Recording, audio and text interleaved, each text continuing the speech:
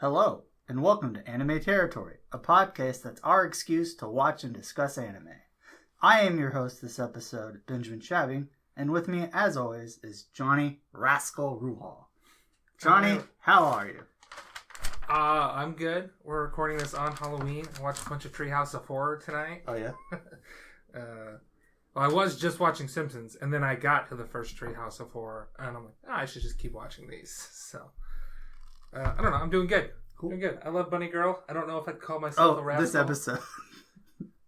So you like Bunny Girl? We haven't even... Oh, yeah. Well, I mean, it's in the episode title. That's true. They're not... Hey, we watched Rascal Does Not Dream of Bunny Girl Senpai. Go on. Man, this show. I love this show. We said this at the end of the last episode. This is your number 3. This is my number 3. So you love it. Maybe not more than I do, but I love other things more because it is not on my top 10 list. That's true. But to be fair, it's great. You do watch a lot more anime. Yeah, I really do. So it's not necessarily that you love. I got it a more. Smaller pool to work with. Yeah, you're in the kiddie pool. I'm the big diver boy. You're the big diver boy. Yeah.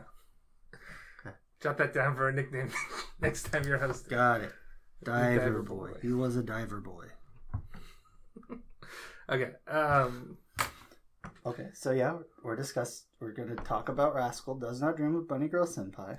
Do you just want to go right into impressions? Yeah. I mean, I've already given my impression. I love this show. Okay. I think it is not what the title makes you think it is. Nope. I decided to watch this show when it originally aired because I love trash harem shit. Mm-hmm. And I'm like, this is going to be some trash harem shit. Yeah. Rascal Does Not Dream of Bunny Girl Senpai. And it has Mai in the Bunny Girl outfit and the poster or whatever you want to call it. It's like, yeah. Yeah, this isn't gonna be good, but I'm gonna love it. Mm-hmm. And then, lo and behold, boom! It was amazing. It is way deeper than the name would make you think. It is not your stereotypical harem. It is a bait and switch. Yep. I mean, there are harem elements to it, but a lot of the characters, like, it's not that they are into the main guy. It's just that, it centers around him. Mm-hmm. Like, there's 2 characters of the girls listed. 3, I would say. Yeah. Well, that are 3.5. 2.5. 2.5. That'll be 3.5. We'll get into this when we go into spoilers. We'll talk about it. Yeah. Okay. Maybe I'm missing something. Maybe you're thinking something's there that's not actually there. But we will. And it's not like this guy is really that big of a rascal. Like, he's pretty much... I don't know. I think every episode he's called a rascal at least once. Well, not in the sense that he's like a womanizer or like getting, accidental, boob grabs. I always figured a rascal's just like a troublemaker. Well, yeah, but you gotta think that that's a translation too. Like, what word do they actually mean? I don't know. It's like you Japanese. Say, like, as an American, you're like, the little rascals. Like, those guys aren't like players or whatever you call it. They're little kids. They're just like little troublemakers. I'm fairly for sure that those kids were perverts. Alfalfa was. I'm not getting into Little Rascals. I can't do that. That's a good movie. See, that's where we're gonna lose part of the audience because you really only know the movie. Yeah, it was the TV show. What? Yeah. What? Yeah. Yeah, I know. From like the 30s or something. I don't think it was the 30s. I know that I mentioned Simpsons earlier. I know that there's an episode of The Simpsons where we learn that Moe used to be in the Little Rascals until Alfalfa stole his trick of having a muffler blow up in his face or something. Okay. We're getting off topic again. So, yeah. So we're still on impressions. This show is great. Go watch this show. Ignore the title. It's a bait and switch. It is not the trash show that you think it would be based off the title. I mean, I think we had this discussed at some point, but this is a show that I would heartily recommend following the rule of 3 rule for it. This is like the perfect rule of 3 show. Perfect rule of 3 show. Because the first 3 episodes are like a movie. I've probably seen those first 3 episodes like 6 or 7 times. Because I would just like show it to people. Be like, no. You're going to love this if you watch the first 3 episodes. And I would also watch the first 3 episodes waiting again. I'm like, well, episode 4 will come out in like 5 days. I can watch all 3 episodes again. Get that taste. Yeah, because we watched this when it came out. Yeah. I remember. Which was only a couple years ago. Yeah, it's not that old. Yeah. But, you know, we don't own the show. We own the movie. We also, I got Funimation. Why'd you say we own the movie? I own the movie. You own the movie. I paid like $50 for that thing. It's mine. Yeah. We live together. Anyway. What? I don't know if you know this, but Ben pays me rent. Yes. Okay. So, But, like, I got Funimation that weekend that they were streaming. They're going to stream the movie for just a weekend because they're cash grabs. But, like, that's when I got a Funimation subscription so I could watch the movie when it comes out. And we did. It was great. Which we will discuss a little bit. We will discuss the movie. I don't think it's available for streaming anywhere. You have to get it. You have to buy it if you want to watch it. And it was like $50 for the Blu-ray. But you get the Blu-ray. It's true. I gotta get this show at some point in my life, but I don't want to spend money right now. Yeah. Any other impressions? No, I think we've given enough spoiler-free impressions. Okay. Well, I didn't give my impressions yet. Okay. Well, go ahead. I think the show is great. I will say though, the second watching, I didn't like it as much. I still think it's great, but it's not as great as it was the first time I watched it, if that makes sense. Yeah, I get it. Just because I feel like I know where it's going. I'm like, okay, this is where the sad part's going to be. I know when the happy parts are going to come. I feel like the first 6 episodes still hold up really well. Yeah. I think it was just for me, the first time we did it like week by week, so it's more like... It's hype. Yeah, it was you hype. You got that hype. It's like, it's Bunny Girl Day. It's like, oh, here Open we up. go. Here comes the Bunny Girl Senpai train. I don't know. I think when you just watch it, like, with no pauses, it loses a little bit of a spark to it or something. I don't know. I get it. I mean, we paused. We would watch, 3 or 4 episodes a night when we were rewatching this time. But, yeah, I mean, it's hard for something to live up to the first time you watched it, though, too. So I'm not going to give it that any skin off its back. I still think it is great. But, again, just a little less than what I remembered. Yeah. Okay. So... I mean, you're hosting this week. You take control. Oh, okay. So, Bunny Girl Senpai. We start off episode 1. Sakata is in a library, and he sees a bunny girl. Sakata is our main character. He's a second-year high school student. Okay. He sees a bunny girl senpai. Her name is Mai. She is a child actress in show business, or like a former child actor. She's on a hiatus. But she's just in the library trying to get people to notice her because people have not been noticing her lately. But, yeah. Sakata notices her. Yes. And she's like, oh, you can see me. He's like, yeah, you're wearing a bunny girl outfit. You go to my school and you're famous. Yeah, of course I see you. And she's like, oh, we go to the same school? Well, you would think people would react if they saw me in a bunny girl outfit, right? It's like, yeah, that makes sense. I mean, like, well, these people are not reacting. Is this the first episode where she tries to buy a hot bun or something? Or is that second episode? I don't know. The first 3 episodes blend. Wait, we're just going to do a little bit more like... This show is kind of an arc, so we're going to kind of talk about it. The first 3 episodes are an arc. The second 3 episodes are an arc. So the next 2 are an arc. The next 2 are an arc. And then the last 3 are an arc. Yeah. So this is the first arc. This is the Mai arc.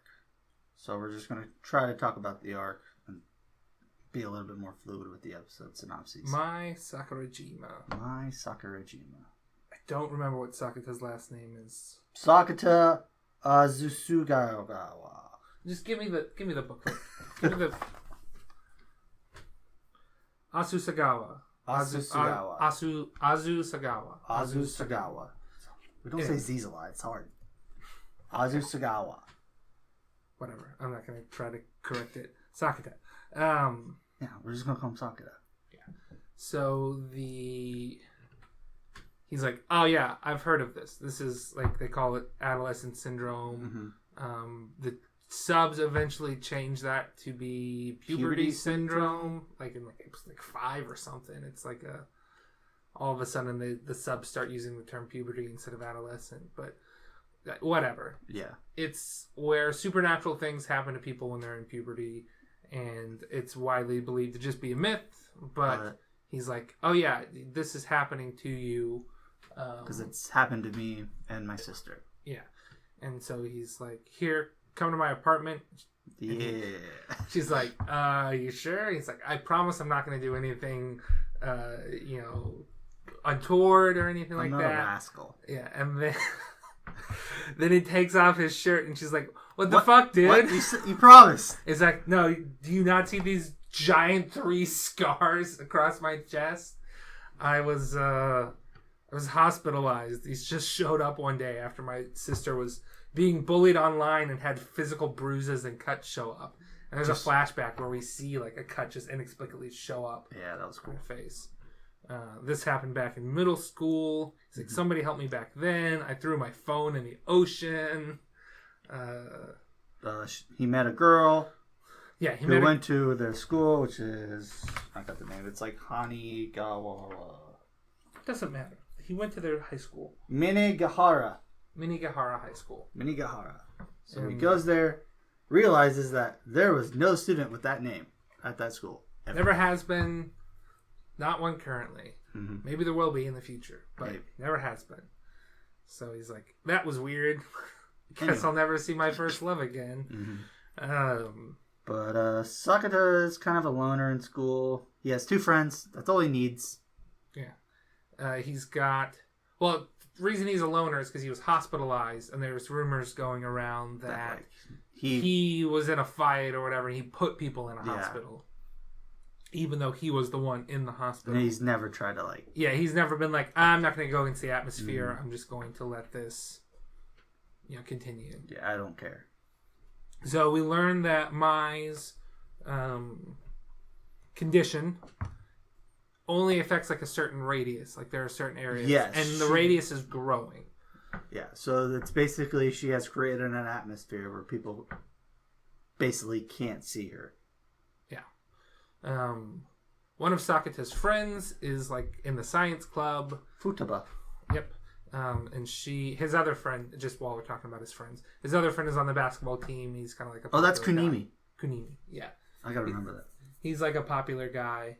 He's got a girlfriend who does not like Sakata hanging out with because it ruins her boyfriend's image. Yeah. Stop hanging out with my boyfriend. You're a loser. And he's like, what are you, on your period? Are you constipated? Are you okay? Like, yeah. Sakata's great. Yeah. But Kunimi's got a pretty good line too, where Sakata's like, hey, do you like bunny girls? And he's like, not particularly. He's like, so you love them? Yeah. Anyway, so he goes to Futaba and be like, what would cause this? And I guess like she kind of knows about his puberty syndrome stuff too. And she's like, well, it could be that people are just, reading the atmosphere and taking the hints that, oh, Sakurajima is, not being in school and being famous. There's just a little bit of a divide between her and the rest of the classmates. She wasn't there at the start of the year, so everyone had already formed friend groups. So she's just kind of unapproachable. And that atmosphere just manifested as a supernatural event because people are taking the hint that it's not that she's invisible. It's just that they are subconsciously ignoring her. Yes. Because they are like, oh, well, she's famous. Or... She's too far ahead of me, so I'm just going to pretend like she's not there and, live my life. Mm-hmm. And that is spreading to, the supernatural part is that's spreading to everybody. Mm-hmm.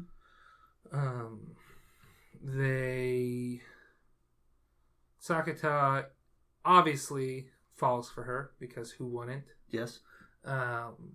their relationship grows, and her syndrome slowly gets worse. Yep. It's growing. Less people are seeing her.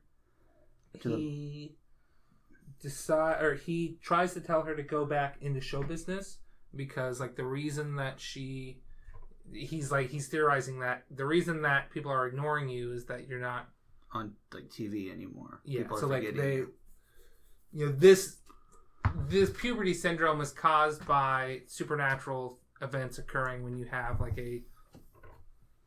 some sort of like disconnect. Like she really wants to be in show business, but she's also like refusing to be in show business, and that is part of what causes puberty syndrome.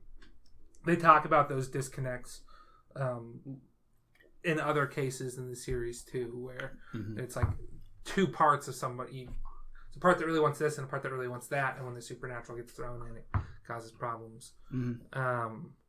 She said the reason she quit show business was that she decided she didn't want to do like any swimsuit modeling. She's like, I'm too young. This makes me feel uncomfortable. Her mom is her manager. They showed up to a shoot, and she was pressured into. It's like, well, we got the swimsuit here, and you're already here.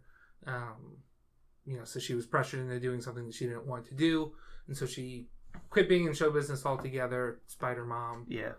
Kind of out of spite, because she was kind of used. Yeah. Sakata figures this out because he's got this. He works at a restaurant, and this lady keeps coming. We gotta say it. He works at a restaurant called Benny's. Yeah. Yep. Benny's. I know. I've seen it. It's a play on Denny's. Also, it's my name, kind of. I think it might be a play on like a Japanese actual like restaurant chain, because I've seen like a similar like family style. I've seen a similar family style restaurant in other animes that have been called other things like Johnny's, and I think it's all bull crap. You're just saying that. Fairly for sure, Johnny's is what the restaurant is called in Toradora. Okay, but you keep talking. I'll look it up. Anyway,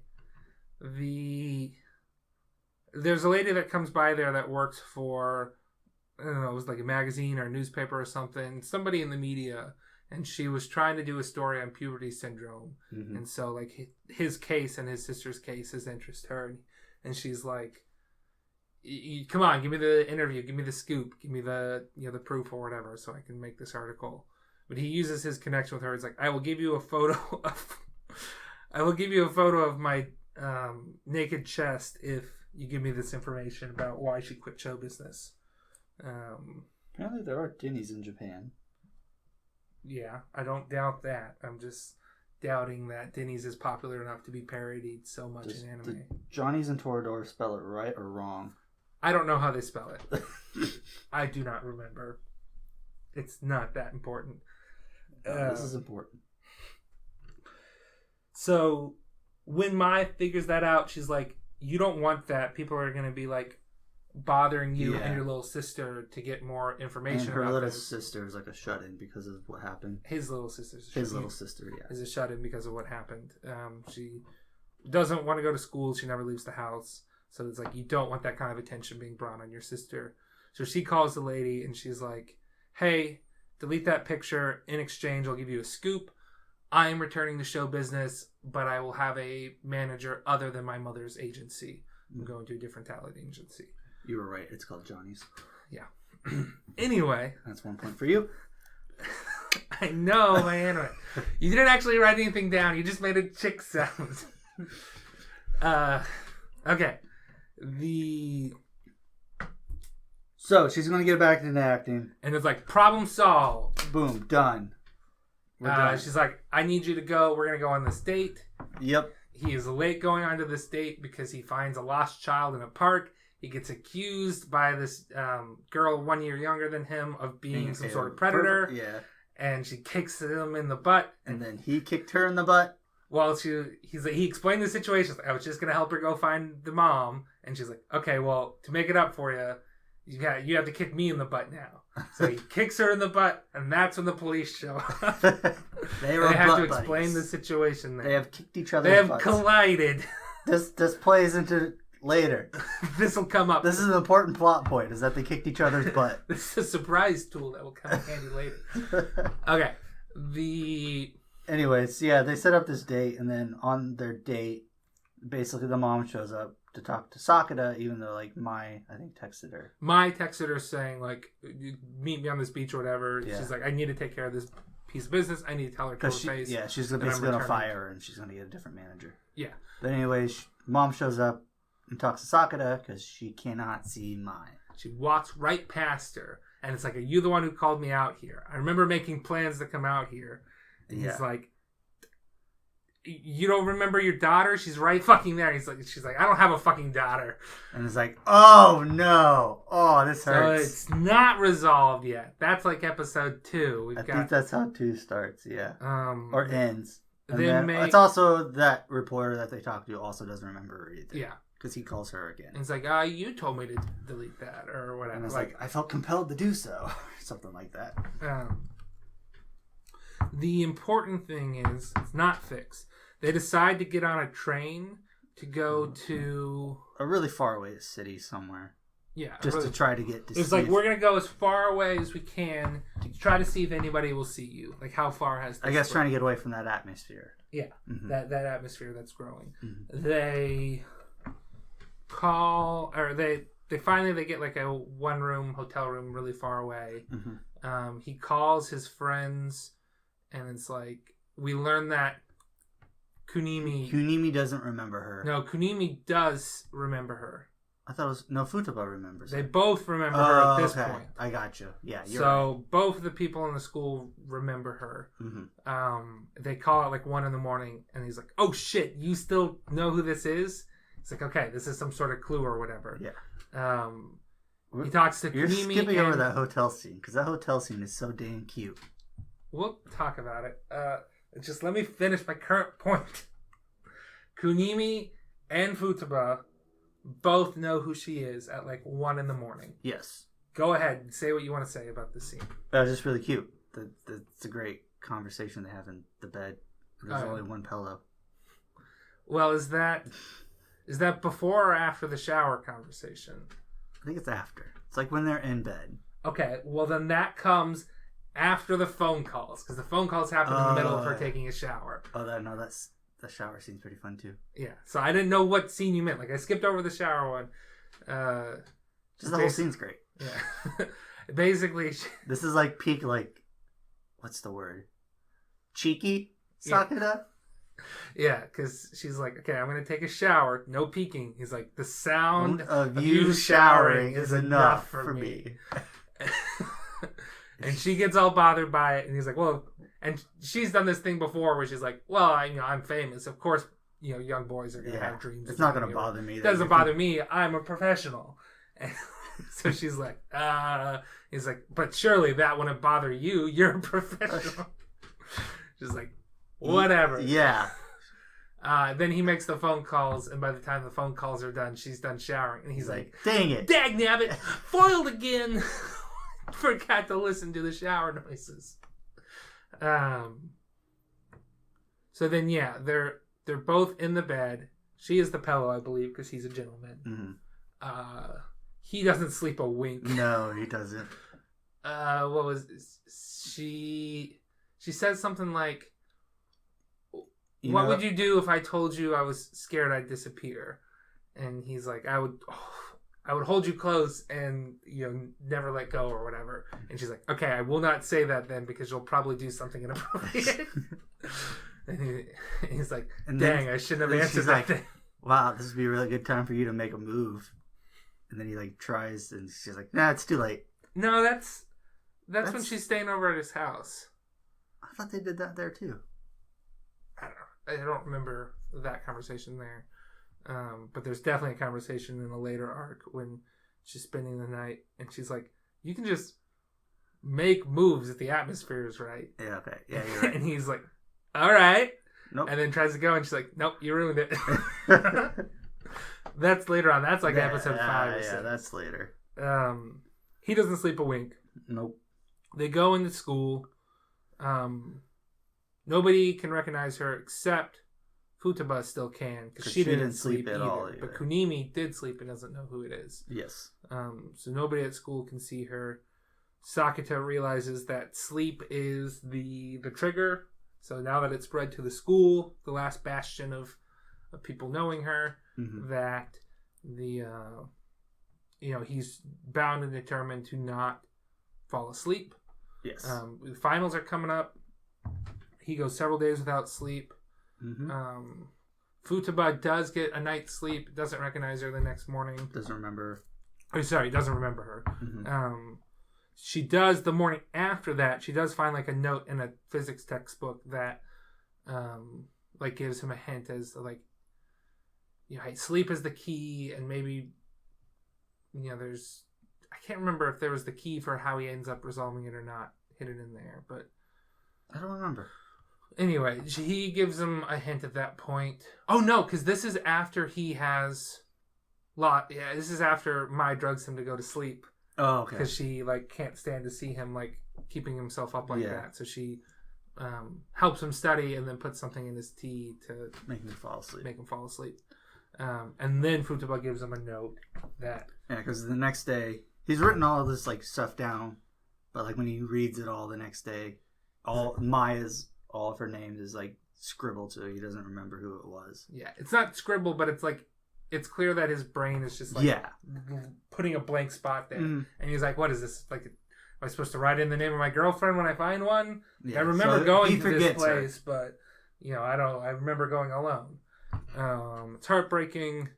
Yep. He's taking the test that we talked about before, and there's a point where he is like looking at like a certain word that has two meanings or whatever, but different spellings, and he is trying to remember which one is which, and he remembers the example that she gave him, and he's like, "Oh shit, my Sakurajima exists." And he runs out the room, and as he's leaving, the teacher's like, "Where are you going?" And he just screams, "Toilet." I gotta poop.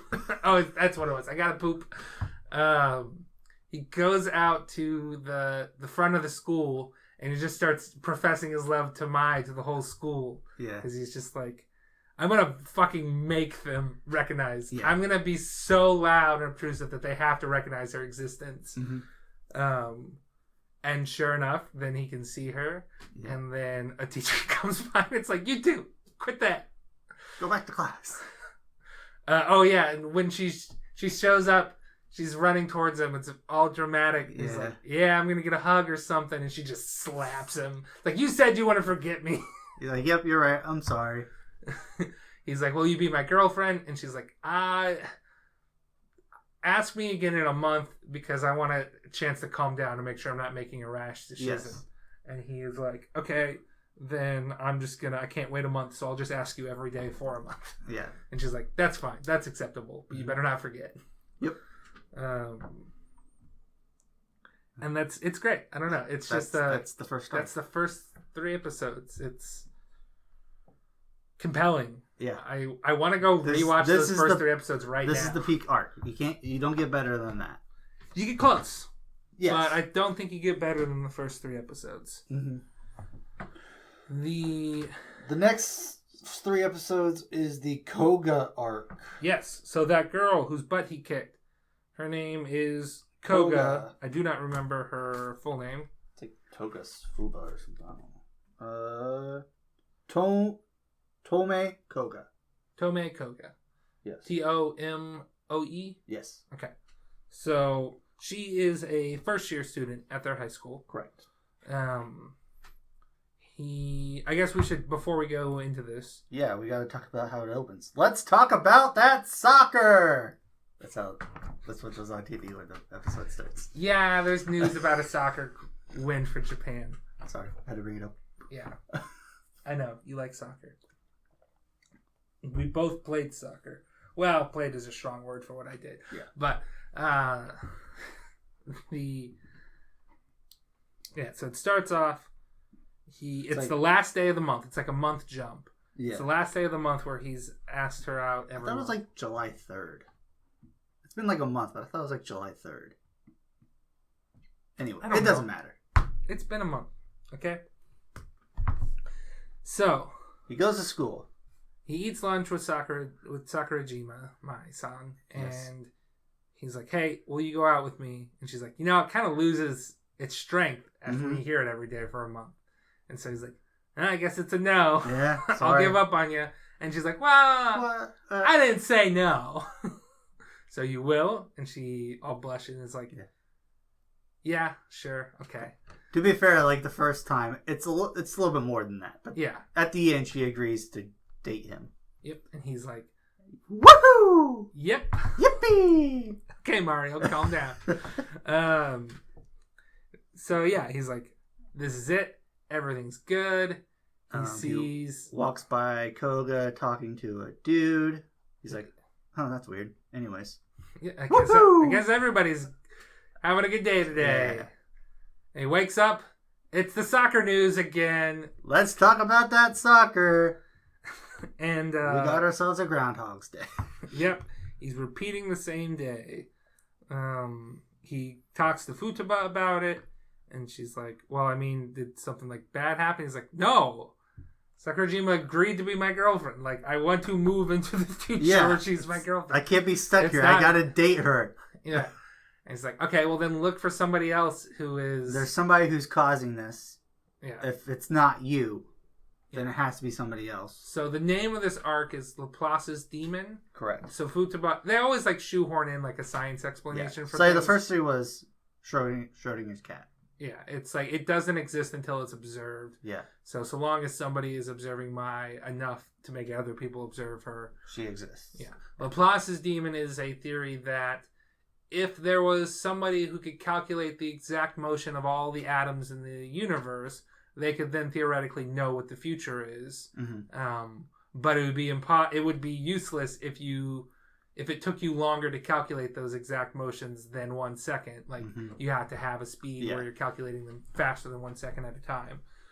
So if such a creature existed, some sort of demon that had that power, they could predict the future. So they're like, I don't think it's actually somebody, like the day is resetting. I think we're living in you're living in a simulation of the day of the future. Yeah. Until they get the right outcome they want. Yeah, they keep rolling the dice until they find the outcome that they want. Mm-hmm. So he's like, you just have to find whoever is acting differently. Correct. And that's when he finds Koga hiding in a classroom where she was not hiding before, because that was the classroom where he meets with Mai. Yeah. He's like, oh, I found her. This is like on day 3 that he finds her. Because Mai agrees to ask him out, or agrees to go out with him. This might be the 4th day, because I think after the 3rd day, he just like immediately goes into, well, I guess you're done. We're done now. Oh, yeah. Anyway, it's the 3rd or 4th day that he actually finds it, and she's like hiding from that guy that was asking her out. He's like, my friend likes him instead, but I guess, we went to the basketball practices to watch together, the group of us, and I guess he noticed me instead of her. I can't. She's the leader of the group. I can't. Yeah. First of all, I'm not interested in him. Second of all, like, even if I was, like, I would lose my social standing and I wouldn't have any friends. Basically, I can't say yes, obviously, because if I said yes, and then she would... My friend group will hate me, and I won't have any friends, and I don't want to be that girl who has no friends. It's also like she can't say no either, because if she said no, then, like, I don't know. He was like pressuring her, and it was like something would have happened too. I think if he said no, yeah, that would have been, or he wouldn't like me, and then it wouldn't look good for her from her friend's perspective. Either way, again, she just can't say no because he won't take a no, and she couldn't say yes if she wanted to, even though she doesn't. Yeah, she doesn't want to, but she can't say no. I don't remember the exact reason she can't say no, but she might have just been like too nervous to say no or something too. Anyway, so they're hiding. Yes. And then he's like, be quieter or somebody will hear you. And there's somebody walking past, and she like shifts back into their little hiding spot that they're both hiding in now for some reason. Mm-hmm. I guess, he had opened the door once already, but then they fall over and they make a big loud crash sound. I feel like she could have hidden. He could have just stayed in the room. Yeah, probably could have. The guy would have been like, have you seen this lady? And you're like, no. Okay. But big crash sound. Crash! Sorry, go ahead. He opens the door and she's like is she on top of him? I think so. And he's like, oh, this is where you had to be. You could have, this is the type of guy you want to hang out with or you have plans with. And so crisis averted. He's not asking her out anymore. Yeah. And he's like, and also, Mai walks in and he's like, fucking hell. And she's like, can you please keep lying to people about this? And he's like, nope. And this is a little bit late. We need to point out, Sakura's really quick. Because he gets to the floor to that door in like a second. Yes. We're going to be doing our bit towards the end of the episode where we make a D&D character stats for him. So we have to note down his quickness. Yes. He's very quick. Okay. Sakura works a part-time job at a restaurant. We mentioned that before. Benny's. Benny's, yep. The Koga starts working at that restaurant, too. I mean, It's like a coincidence. It's not like she followed him there or anything. Total coincidence. It's just hey, we got a new hire, and then it's Koga, and they're like, hey, we know each other. He's like, good. We kicked each other's butts. I don't want to know that. How about you guys train them? Trainer. And then this is where she's like... Let's also point out that, like, that thing happens with Mai, and then Sakura's like, well, at least it's going to reset tomorrow, so it'll be fine. Oh, yeah. The next day, time doesn't reset. He's time like, well, shit. Yeah. The Koga is like, can you please... I wrote down the day. It's actually June 27th was the day. Okay. So it wasn't July 3rd. No. Doesn't matter. I was close, but... Close, yeah. Summertime. And the living's easy. She pleads with him after work. It's like, can you keep this misunderstanding going until summer break? Yeah. Because then, he won't have any interest in me. It'll fizzle out. We can say that it fizzled out over summer break. And then we should be, I'll be good with my friends. Yeah. And he's like, nope, you can't do that. Sakurajima was going to ask me out, and she does not believe him. Yeah. Because she's famous, and why would he? He's like, wouldn't it be bad to be seen dating me? Like, because there's all those rumors that I was hospitalized. He's like, no, you kind of come around. Like, for the underclass, like the younger classmen, like, no, you're kind of cool with that. The big love confession that you did. You've come around to being acceptable. Yeah. That's his nickname. Come around to being acceptable senpai or something like that. Come full circle. I don't know. Something along those lines. He keeps saying no. He keeps saying no until she says something about, like, I don't want to be scared to go to school or something. And that's echoes something that his sister, Kaide, kind of went through. Where it's like, okay. I think she said she didn't want to be alone. Yeah. And he's like, fuck. Okay, let me talk to Mai about this. Let me talk to Mai about this. But for now, tenuously, yes, sure, because I feel like it's just like I don't want anyone to go through what my sister went through, because that's a rough life. Yes. Mai is waiting for him at his apartment, and she's like, why didn't you come beg for forgiveness? He explains the situation. She's not happy about it. She's like, make sure this doesn't become anything real. He's like, oh, don't worry. I only love you. Yeah. And she's like, you don't get this. I'm not worried about you. Worried about this young girl's emotions. Mm-hmm. I think she's probably a little worried about it. This is also where you learn that you're the pits is a bad thing. I always thought that was a good thing. No! It's like, you're the pits. It's the lowest. It's so low. Yeah, but pits are cool. You see a pit, you're like, oh, cool, a pit. I feel like you're channeling Ben Hosley right now. Like, the pit is cool. Chris Pratt lived in one in the first couple seasons of Community. Yeah, pits are... Not Community. Community. Parks and Rec. Yeah. Sorry, it's late. There's the Crash Pit from regular show. Yeah, see, pits are cool. I don't know why it's a bad thing. It's the lowest of the low. Doesn't matter. Moving on. I had to bring that up. Yeah, you had to. Sure. So they go on a date. Yeah, and she's like, we need to take at least a selfie, to prove this. Yeah, make sure people think it's real. They go to an aquarium. He looks like it's like a zombie in the picture. Yeah. He's just not enthused. Well, he's on a fake date. Yeah. What else happens on that? Does anything interesting actually happen on that date? No, I have written down that, like, he kind of gets in that fight with the other dude. Because like he starts spreading rumors that like that's easy. later. I mean, I thought that I have that in episode 5. I thought we were in episode 5 by now. Okay, I don't remember the exact, but yeah, that's the next most important thing. Her friends kind of visit them at the restaurant, and he's sarcastic to them. Yeah, they're like, he's like, "Can I get your order?" And they're like, "Are you serious about Koga?" And he's like, "I'm sorry, we don't have. Are you serious about Koga here?"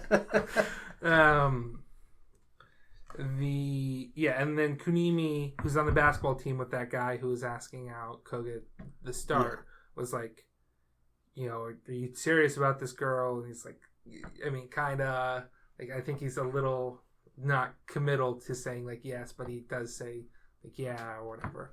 And he's like, because there's just been some rumors about, how she's easy. Yeah. And he also asked Kunimi about, I don't know if this is earlier, but he asked Kunimi about that guy. Yeah. And he's like, well, he's kind of, I don't want to be the guy who badmouths people, but he's he said he was going to dump his girlfriend because she wasn't giving it up enough. Yeah. And he's like, okay, good. Then I have no qualms about what I'm going to do. There is a confrontation at school. Is that at school or at like... There's a bunch of people from school there. It might have been the train station though. Is it? Yeah. I thought it was like an outdoor hallway at the school. No, it was a train. Anyway, there's a bunch. Talking about where he kicks him with the poop shoe? Yeah. Yeah, that was the train station. Yeah. So he learns that he has to fight with his brain because he's not going to beat this guy in brawn. He says something. The guy says something to him about like, oh, these freshmen will give it up to anybody or whatever. Even a loser like you. Easy it was. And he's like, joke's on you. I'm a virgin. It's like, you fucking kidding me? I'm a virgin, you idiot. She's not giving it up. They get into like a physical altercation. Yes. And he like puts up his mitts, dukes. Like he's going to punch. He's like, all right, I'm punching 3, 2, 1. And then he kicks him in the shin. He like step on his face or something too. Yeah, he like puts his shoe on his face. And he's like, oh yeah, I stepped in poo a little while ago. So you might want to watch your face. I want to watch your face. It's really funny. And then I think at this point he's like, shit, are people going to believe that this actually fizzled out over summer vacation? Oh yeah. He's worried about that. But it seems like, okay, problem solved. Him and Koga go on one last date where she breaks up with him. Yep. And then it's like they go to the beach. He wakes up. He's like, finally. Yeah. It's like summer vacation. I can start going out with Mai again. Koga came up with this thing that like they broke up because he never got over Mai. Yeah. Just true. True. Technically true. Technically very true. Yes. But his little sister's like, no, you still have school. Tomorrow's the first day of summer vacation. He's like, fuck, we're repeating again. Dang it. Koga is like, what? No, this is the first time I've lived this day. But she's lying. Yes, she's lying. He talks to Futaba about it, and he's like, isn't there an obvious solution to this? Like, if she says that this is not happening to her. So he like basically finds a spot where he catches her acting slightly different than she did before. Mm-hmm. I think the key scene is she like turns back and looks at him in their school assembly, which she didn't do in previous days.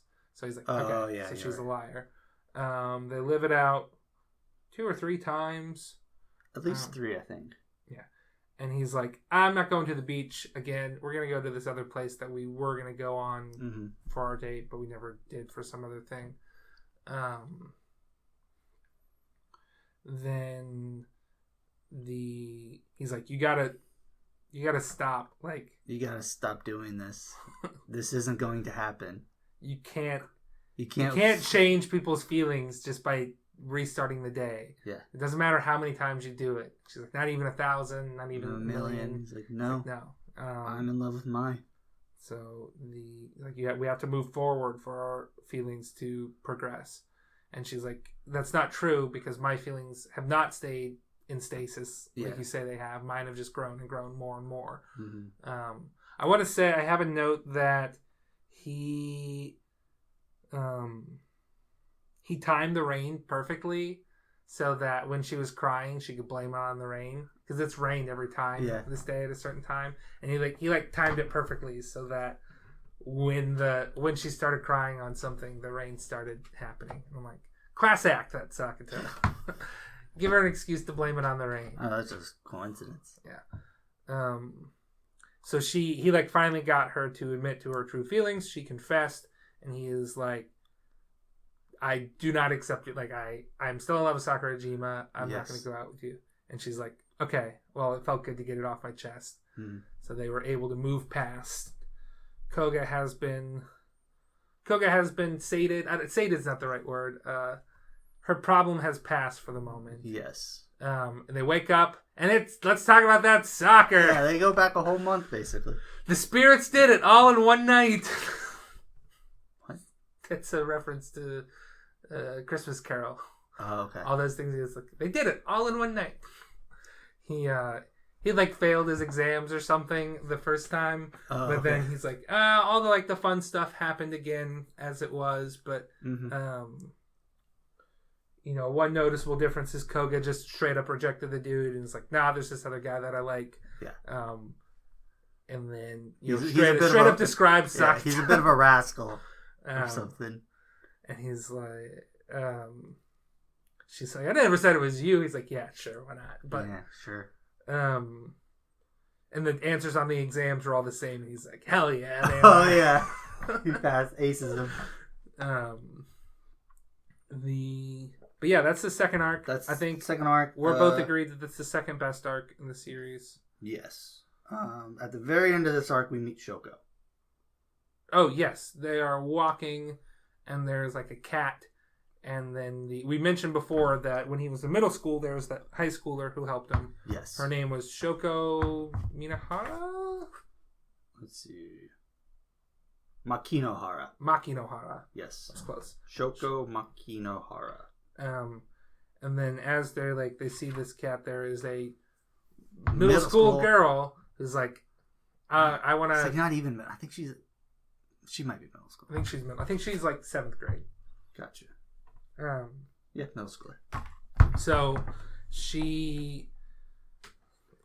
they see like an abandoned cat. Yeah. And they're like, I want to take this home, but I don't want to ask my parents to. And he's like, well, I'll take it in. Yeah. What's your name? And she's like, Shoko Makinohara. And he's like, uh-oh. And she looks like this girl, but clearly it's much younger. So he's like, do you have a sister? You have like a hot older cousin? That same name as you? And they're like, nope. Nope. Just me. But yeah, so it's like, oh shit, we're going to learn more about this. Not really. We don't really learn anything for a while. Nope. We move on to the Futaba arc. Yes. So it's summer vacation still. Mm-hmm. Futaba is, I don't know, you should take control for a second. My brain's spacing out on how to start this arc. How does this arc start? So there's Futaba, it's summer vacation. She's chilling in the science lab and stuff. She has a new hairdo. She got a ponytail and she's wearing contacts. Yes. He's like, this is a little weird, but whatever. So, yeah, we just kind of see her. They talk. And then him and Mai are together, and they see Futaba going into this internet cafe, or online cafe. One of those. Yeah, it's a manga, I think they call it manga cafe, or yeah, net cafe, or something like that. It's basically like a space where you can rent like a small cubicle with a computer in it, and she's been sleeping in there, which I think is something that people do if they have the money, but they don't have a home or whatnot. They're whatever. Anyways, they follow her there because he had just seen her before. Also, she's in this kind of shady neighborhood going into a weird building. Yeah. They follow her in. They call her, and she picks up, but they don't hear her phone ringing in the cafe. Yep. And she walks out. He's still talking to her, but she's not on the phone. And then they're like, okay, so there's two of you now. And she's like, were you just talking to me on the phone? He's like, yep. Yeah. It's like, well, crap. Yeah, I can't go home because there's another one of me there. The Kunimi's girlfriend confronts Sakata again, and it's like, hey, who is this girl? And he's like, oh, it's our friend. It's Futaba. And she's like, what is she to Kunimi? He's like, well, why don't you go talk to her? I don't know. Talk to her. Yeah, talk to Kunimi about it. Like, why are you asking me? But then she's like, isn't she doing something sort of risky? And shows him an account where, like, it's like a Twitter account where it's not necessarily pornographic. No, but it's just lewd like in nature. Yeah, like provocative. Like, yeah, nothing too vulgar, but it's just like, oh, it's a hint.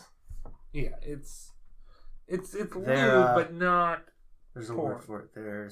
There. Go on. Doesn't matter. So he confronts her about it. The one that's doing it. Yes. He gets. First of all, he allows Futaba to come stay at his place. Since she shouldn't be staying in the net cafe. Kaede at this point has become sort of friends with Mai because she's very shy. And then she sort of becomes friends with Futaba at this point too. But Mai is like, you're not going to have a girl stay over without me also staying over. Yes. And this is where that scene we were talking about where they are just like staring at each other when they're laying in the same place. And it's like, hey, you could make a move, and he tries to, and it's like, not now. The moment's ruined. Like, dang, great. He goes to try to confront the other Futaba about it, and then she's like, well, I mean, it kind of started a while ago, and he's like, I think this is kind of why the split sort of happened, is that part of me is like disgusted with the account, and part of me wants to keep doing it, and there's two halves. She's disgusted by doing it, but it also makes her feel feel noticed. Yeah, it gives her attention. Yes, that she's never really had before. Yeah, because she's always felt like weird about her body because she developed way earlier than the others in her classes. So, it started rather innocently. She was just like documenting. Her body or whatever, and then it turned into that. She gets a message on that app from somebody saying, oh, hey, I recognize that school uniform. I'm in the area. Do you want to meet up? Yeah. And then she's like horrified. She's terrified, and he's like sending like messages like, I tell people about this if we don't meet up or whatever. Sakata takes the phone and says, I'm calling the police now. Then she tells him to delete the account. Yeah. So the account's deleted, but they are still not. There's still two of them. Yes, there are still two of them. Please don't bring up Nemoidians, please. If you don't know what a Nemoidian is, look it up. Good for you. It's a Star Wars thing. Don't worry about it. It's a racist Star Wars caricature. Sorry, it's a racist caricature from Star Wars. Okay. So then we just kind of talk about, this is like just a Futaba arc. We learned about Futaba. Yeah. She doesn't have a lot of friends. She's very distant because of her early development. Girls didn't like her because of her development. She became lonely. Yep. But Sakata and Kunimi both became friends with her fairly early, so it was... Kunimi offered her a bun when she couldn't get one, and that's basically why she likes him. Sakata, I can't remember how she became friends with Sakata, but it was like, it's just Sakata being Sakata, I think. Yeah, he's just took the attention away from her, from some people or something. I don't know, but she just has these feelings for Kunimi, but she's too afraid to confront it because she doesn't want to. Basically, she doesn't want to. Doesn't want to lose the friendship. Doesn't want to lose the friendship. And she's scared of what would happen. Doesn't want her heart to get broken, and Kunimi has a girlfriend. And... Yeah. She's also a decent human being. She knows she has a girlfriend. Yeah. But I think the whole point of this is it's okay to have feelings for somebody in a relationship and let that know, because you never know what that person is going through. Maybe they want to... It's better just have things out in the open. Yeah. But he's like, hey, you're really underestimating Kunimi's friendship, because this is the night that they delete the account and he's hanging out at her house, and she's got a huge house. Oh, yeah. So he's like, I'm going to call Kunimi right now, and Kunimi rushes over late at night. And they like, you got here quick. It's like, you said Futaba was in trouble. I got here quick as I could. What's going on? And Futaba just cries because she's like touched, and he's like, I no longer care about the reason, but we're hanging out tonight or whatever. So they hang out, they shoot fireworks, and then they're like, hey, there's a firework festival coming up. We should all go see it. Mm-hmm. And Kunimi's like, yeah, I can go. I'm having a fight with my girlfriend right now anyway, so it's not like I got to spend time with her. Sakura's like, yep, sure. Kunimi is cool. Yeah. That's one of my notes. I like that guy. He seems cool. He's very chill. Yeah. They take like a selfie. He gives the phone back to... He gives Futaba gives her phone back to Sakata to give to the other Futaba, is what I was trying to say. They go back. Futaba sees the phone, and there's a selfie with the three of them, and she thinks this is the better Futaba. I don't want to... I'm the one. I'm the odd one out here. This is the Futaba that should continue. Yeah. And Sakata is like, no, they're both... Like, I thought one of them might be like a fake or whatever, but they're both Futaba. So he's like, I'm on Futaba's side. Yes. The Futaba goes to the classroom in like the middle of like a big storm. Yeah. And she's like, I'm going to have the storm wash me away and I'm going to stop existing. Sakata races over and finds her. He gets like really sick from being out in the monsoon. Yeah, he got wet. Yeah, he got wet. Everyone knows if you get Japan, wet, you're going to get a cold. Which we didn't mention this in the Koga Arc. She got wet and had a cold the next day. Yeah.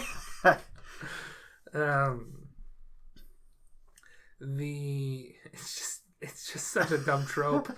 Anyone who gets wet or rained on slightly has a cold the next day. It's like the middle of summer. It's not like it's cold out. It's just you're wet. Yeah. You can go swimming just fine, but if your normal clothes get wet, you're fucked. It has something to do with like the acid rain. It's like so potent. If like you get any on you, you just automatically soak in the vapors and you just get sick. No, that's not it. It's not acid rain. Because it'll happen if they fall into like the ocean too or whatever. It's just a matter of your clothes are damp and the clothes aren't designed to dry out like swimsuits are. So it's they don't have dry fit in Japan.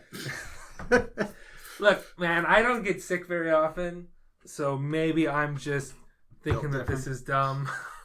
But it's so silly how quickly people get sick from the littlest splash. Yeah. Okay, enough about Koga. We're talking about Futaba.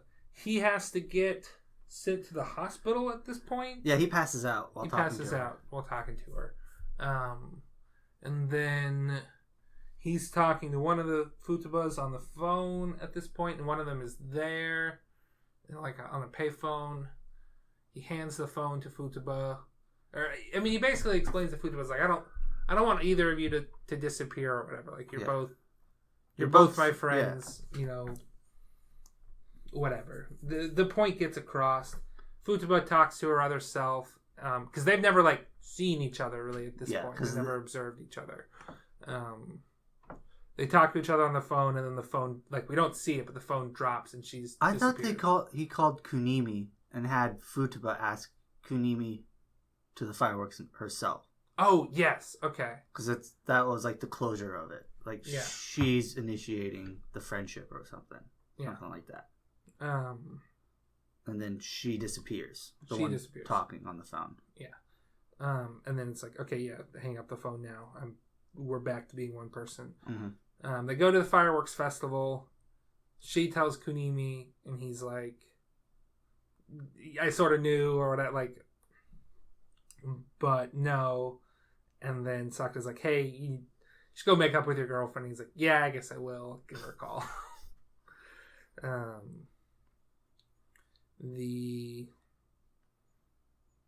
Yeah, but that's basically the end of the arc. Yeah, that's the Futaba arc.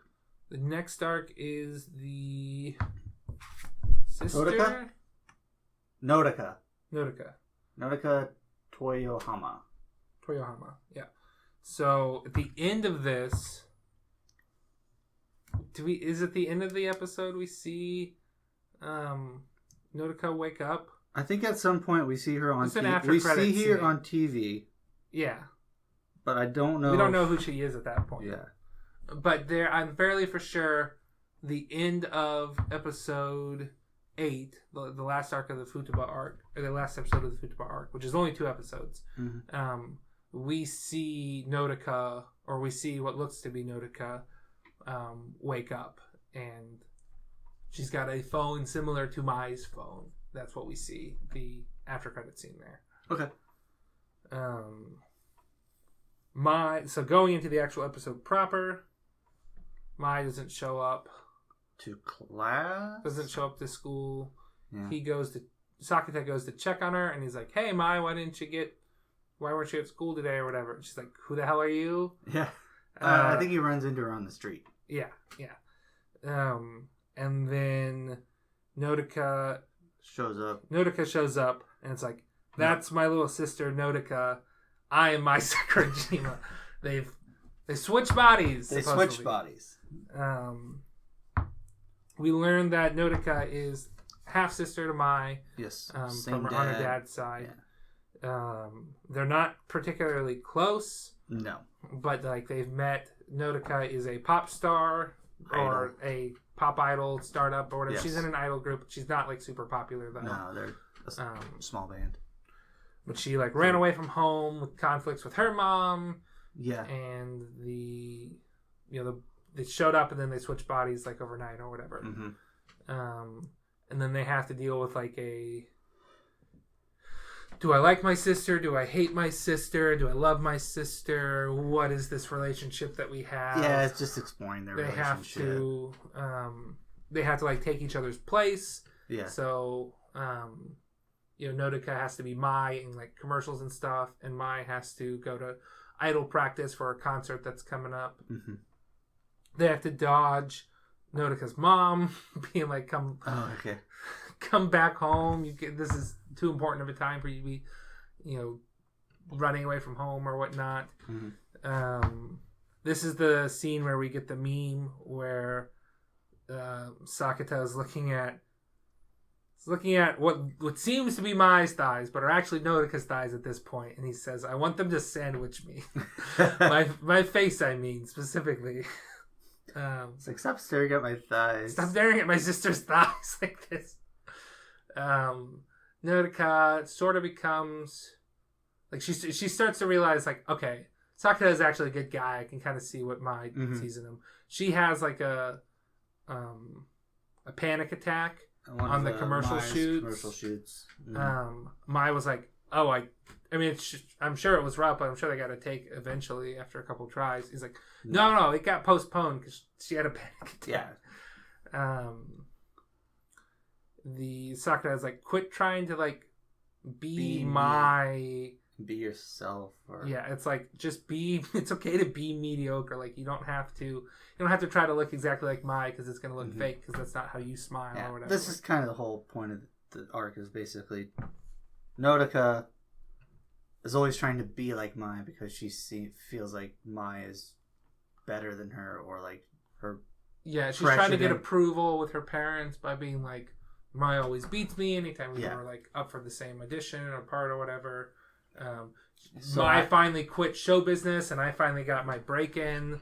Why are you coming now back that she's to show coming business? Back, she's feeling the pressure of it. Yeah. And just she feels like she has to become Mai in order to get the approval, so she turns into Mai. She becomes Mai. We learn that Mai does love her sister too. Mm-hmm. She kept anytime that her sister would send her letters, because when her sister was really young, she didn't realize that what half sisters meant. They thought they had the same parents or whatever. Mm-hmm. So she sent them a bunch of letters. When she figured it out, she thought, oh, she might not want to have anything to do with me and stop sending letters. But Mai has kept all those letters all these years, and then that's when they kind of have their heart to heart of like, okay, Nodoka learns she doesn't have to be exactly like Mai. She can be herself, and it's okay to not be successful at first. It's just you don't have to live in somebody's shadow. The Mai doesn't really have like an arc per se, other than just like admitting that I love my little sister. Yeah. They also kind of mentioned like Mai also is kind of jealous of her sister too. I think in some way, because like that's the reason they switched, is because deep down Mai was a little jealous. Oh of yeah, so too. But they didn't really go into it. Yeah, it was more just like a one-off line. Yeah, so they hug it out, and then we hear the most unsettling noise ever of like bones cracking and Nodika's macaroni on the left, noodles. Maya's on the right. We hear the sound, and then they switch places. It's not that they switch places. Yeah, I know. It's that their bodies morph back into their original selves. They were never like soul in a different body. Their bodies had physically changed to look exactly like each other. Because you can like pause that scene, and there's like a weird like halfway point, and it's like it is the most like disturbing image we've seen in this show. It is gross. I love it. I love that it's great, but it's gross. Yeah, it's just like the sound they use is like like macaroni and bones. I feel like Sakura should have like thrown up there or something. Ugh. Yeah, but they were like, okay, they were. Futaba was science-splaining it away, saying that it's quantum teleportation. It had a blueprint for Mai's body that when she quantumly teleported, and it basically a quantum teleport, your body gets disassembled and then reassembled using a blueprint or whatever. Yeah. But the blueprint used was for Nodoka, the blueprint used was Mai, and for Mai, the blueprint used was Nodoka. Mm-hmm. And they're like, well, then why did Mai turn into Nodoka then? And Futaba was just like, do you think maybe she might have been jealous of her sister too? Like, and that's the one offline you speak of. We should note that the quantum teleportation is how they explained the two Futabas as well. It's like quantumly teleported into two locations. It's like quantum entanglement, which is kind of the same as teleportation. It's a little different, but. No, quantum entanglement is why Sakuto was... Oh, yeah, you're right. That's because they kicked each other's butt. Yeah, you're right. They kicked each other's butt, so they had a collision of molecules that caused them to be quantumly entangled. And that's why Sakuto was the only other one repeating the day. Because they're entangled. Because of their butt kicking. Because their butt kicking. I told you it'd come back, but then we forgot about it. We told you. But yeah, no, quantum teleportation was a different form of quantum teleportation. The last 3 episodes, then... are talking more about Kaide. Yes. Kaide comes up with a plan. She wants to start. She wants to go to school. First starts off, Mai and Sakuta are now public. Oh, their relationship are now. They had to put their relationship on hold for a bit during the Nodoka arc because they're like, you can't have a boyfriend. You're famous. Mm-hmm. We'll sell less tickets if you have a boyfriend. So when her agent finds out that she has a boyfriend, it's like, is that my boyfriend's house? Like, what? What? She's like, this is ridiculous. I'm not like a pop idol who's contractually obligated to not have a boyfriend. But they're like, it'd be best if nobody knew. So they've got to keep that secret. They can't go on public dates. Mm-hmm. But they do get discovered now. And so they're like, okay, Mai has a press conference about it. It's like, yep, I have a boyfriend. He's weird, but I like him a little bit more than what he thinks. I don't think he realizes that I like him as much as I do. Like, it's quite possible that I like him more than he likes me. Yeah. Which is sweet. Yeah. It's an argument I have with my mom a lot. Which one of us loves the other one more? And we haven't really found a peaceful resolution to that. Yeah. I think you just need a battle to the death. Yeah, I'll kill my mom to prove how much I love her. Yeah. Okay. So. I like rock, paper, scissors. I don't know. No, I could lose that. That's chance. I need to prove it. Whatever. By rigging this game, that sounds a little shady. I feel like if you loved your mom, you wouldn't do that. Why would I rig the game? Because you want to win. I'll just pick a game that I know I'll win. That's not rigging. Oh. We'll pick a game where it's whoever loves each other more will be the victor. Gotcha. And if I lose, I'll be dead. And if I win, she'll be dead. to the death. Yeah, so to the death. Yeah, but not rock, paper, scissors. Oh, to the death. Okay, we're getting off. Sorry. Go ahead. So this is the Kaede arc. They're now public. Kaede kind of gets motivation to start, getting out of the house, basically. Yeah. She's like, she makes a list of things she wants to do, and they almost all involve her brother. Yes. She's like, go on dates with my brother. Go to the ocean with my brother. Flirt with my brother. Go to the zoo with my brother. Go outside with my brother. Take breaks. Oh, that's later when she makes a plan for how to go outside. It's like, are there any that aren't... Don't involve me. Don't involve me, and there's one that's go to school. Yes. So, they start working on it. She comes up with a plan for how to go outside, which is, get dressed in cute clothes. Take a break. Go to the front door. Take a break. Put on my shoes. Take a break. Open the door. Take a break. Step outside. Take a break. Yep. So they start going. They do that. Sakata kind of tricks her a little bit into crossing the threshold before she's really ready, but then she can go further and further every day. Yeah. We do notice that Sakata is, or not Sakata. She's fainting and she's got bruises and stuff showing. Yes. On her body again, but she's like, I want to keep going through this. Also, at some point, Sakata runs into one of her old classmates, and the classmate's like, well, I'd like to see her again, beat with her again. And he's like, this is up to Kaede, I guess, or yeah. But then they run it. They go to the beach. They go to the beach. She gets to the point where she can go to the beach. But when they go to the beach, that friend shows up, and it's like, hey, what's going on? And she's like, I don't know who you are. Yeah. And it's like, we've been friends since grade school. And Sakata's like, Kaede doesn't have any memories from before. She has amnesia. Yeah. We get a backstory that when this happened to Kaede, her mom mom kind of... So Kaede was bullied at school. She was getting cyberbullied, and she basically had a breakdown, and she... Again, cuts showed up, bruises showed up, and she... The trauma is a way of escaping the trauma. Yeah. New personality showed up, and she lost all of her memories, and now she's new Kaede. Her mom kind of lost sense of couldn't deal with what was happening to her daughter, and she went kind of crazy. Well, not crazy. Not crazy. She was in denial, super strong denial. So crazy is not a crazy is a very charged word for what was happening. She wasn't crazy. She got some sort of mental illness from it too, which is why Sakata and Kaede live by themselves now. And then their dad, JC, takes care of their mom. Yeah, their dad takes care of their mom.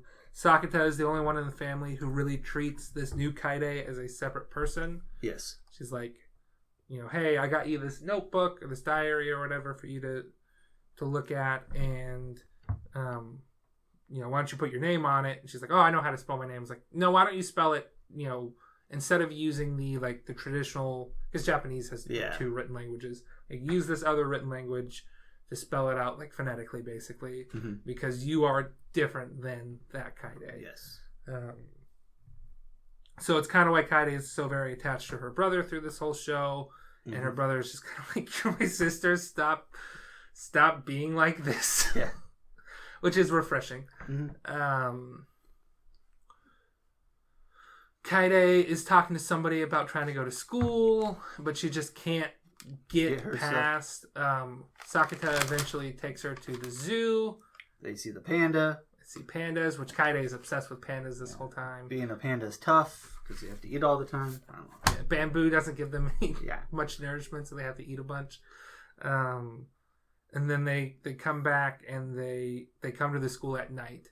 And so she's finally able to cross off her last goal of going to school. Yes. But she's like, I'm not going to cross it off instead, or I'm not going to circle it saying that I did it. I'm going to put a triangle around it because it's a sort of done. Yeah, it's a half.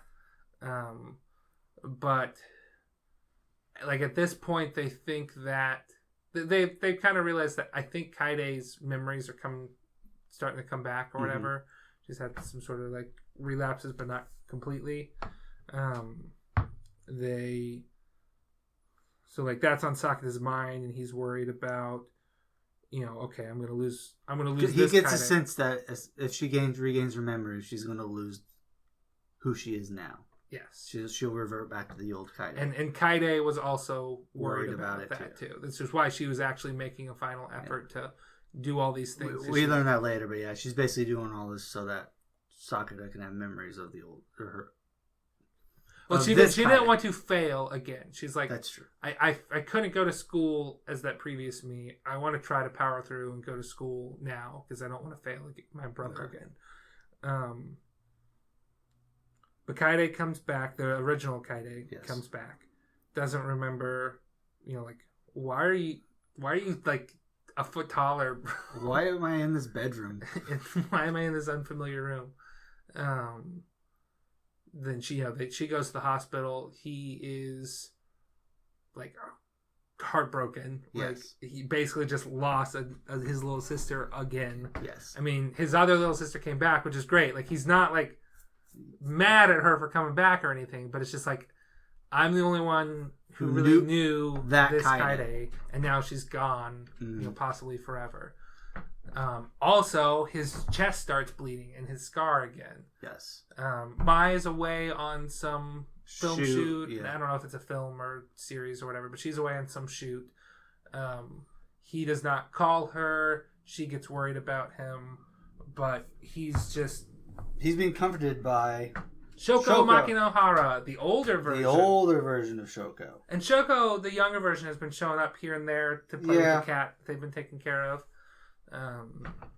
She's not around right now because she's doing other things. She wrote a note saying, "Hey, I won't be around for a while. Please take care of the cat." Whatever. Yeah.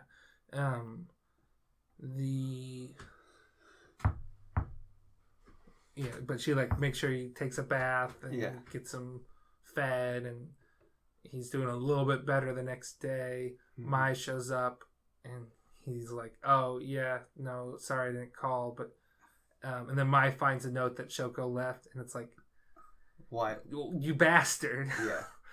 It's like, why didn't you? I'm like, I'm not so. And she's obviously upset that another girl, his first love, was there. But it's like, why was she taking? Why didn't you call me and let me know? It's like, I am your girlfriend. I'm the one who's supposed to be doing this. Yeah. So she's mad at him. She goes back to her shoot. It's like, well, I'm glad that you're alive and doing okay now. But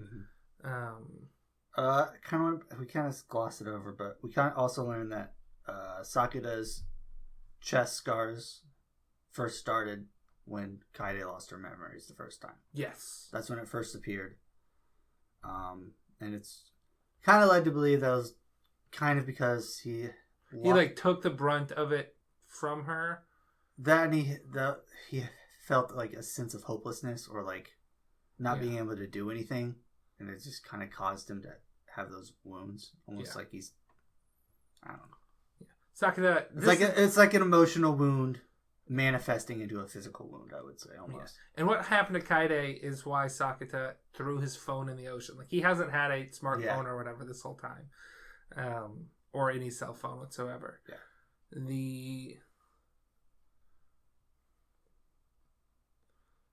He eventually kind of gets a little bit out of his funk.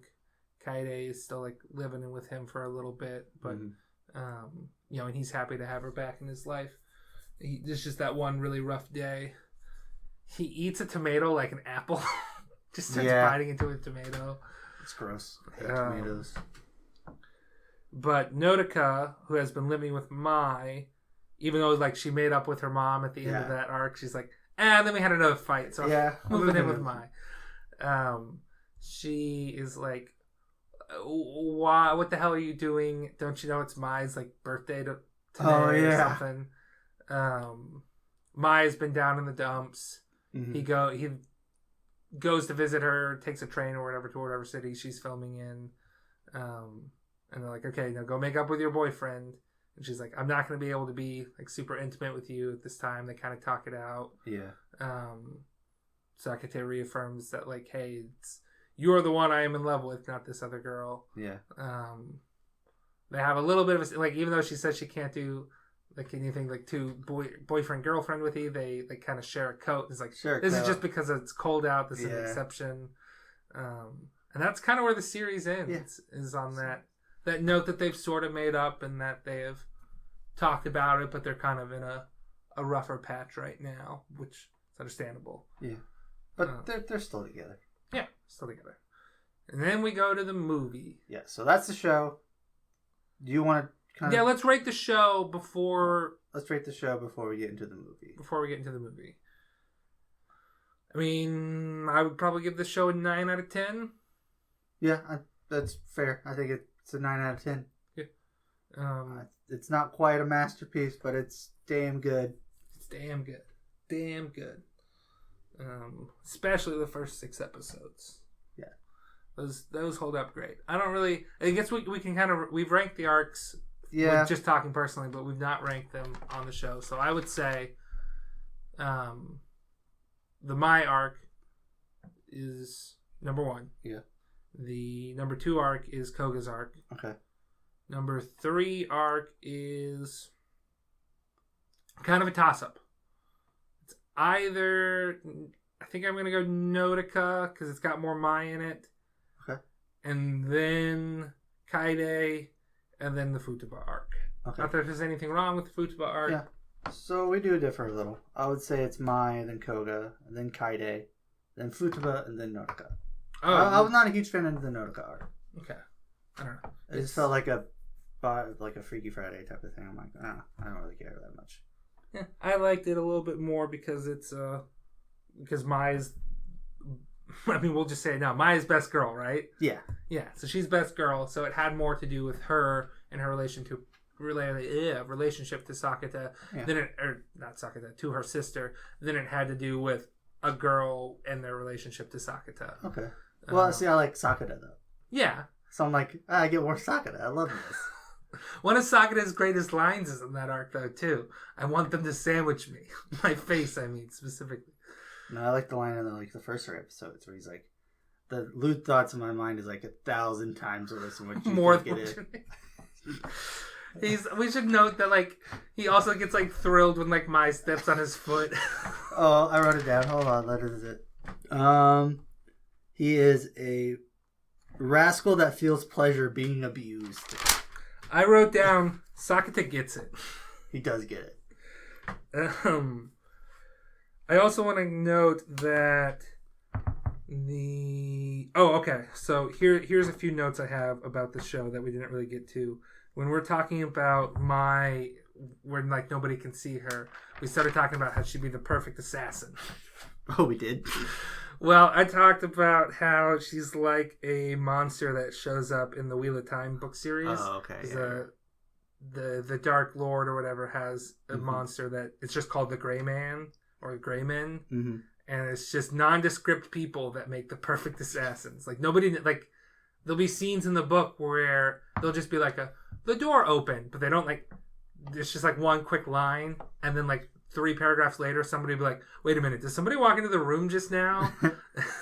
And then they won't notice that there's just this monster in here until their eyes are, until they observe it. So she's basically one of those gray men, the perfect assassin. Gotcha. Nobody can see her.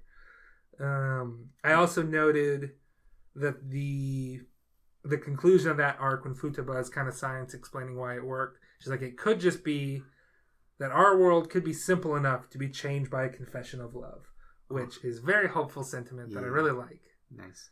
The only note I have is Sakata as Santa Claus. I kind of forget why we said that. No, he says he wants his dream job is to be Santa Claus, and Mai goes, so you only have to work 1 day of the year. Oh, okay. And he's like, bingo, got me. I also wrote down that Sakata's outlook on life is what I strive for my outlook to be. Somebody that doesn't care about others' opinions except for when it matters, sort of thing. Okay. I can read hints, but I don't necessarily have to take those hints. These people come first in my life, but I am generally a nice enough person. But I am my own person. I'm not going to take the hints that others give me. I'm going to do what I want to do. Okay. So yeah, Sakata's cool. Yeah, he's probably the best protagonist we've had so far. And that we've covered on the show, or that we've seen in any anime? I want to say from the podcast that we've covered so far. Okay, because so just to compare, we've got Sakata, we've got Alucard, we've got. He's better than Alucard. Okay, Sakata better than Alucard. Noted.